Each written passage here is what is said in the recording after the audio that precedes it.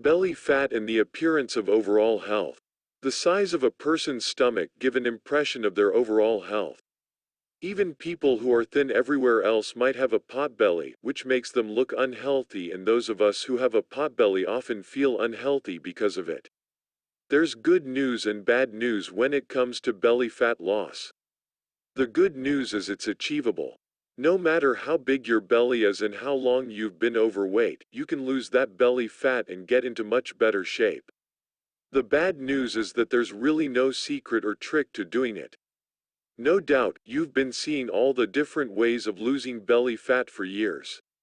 Maybe you've tried different things, like different diets and exercise plans, and the results weren't fast enough for you, or you just didn't stick with the plan. The bad news is you were probably on the right track and gave up.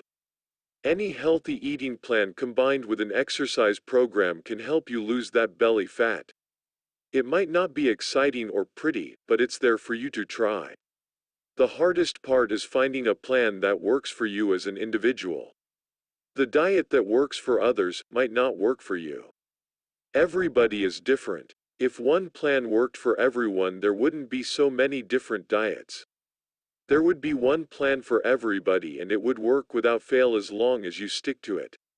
Instead, there are low carb, and low fat, and low calorie, and diets that focus on vegetables. There are hundreds of different particular diets out there. This time, don't go on a diet. Decide to simply eat healthier and take in fewer calories than you have been. This will step up your fat loss, and soon you'll have far less fat in your midsection. This alone can help you lose belly fat just as it can help you lose fat everywhere. If you take in fewer calories than you burn, you lose fat. But if you're simply shaped differently and you have a larger belly, it might appear this is the last place you lose that fat.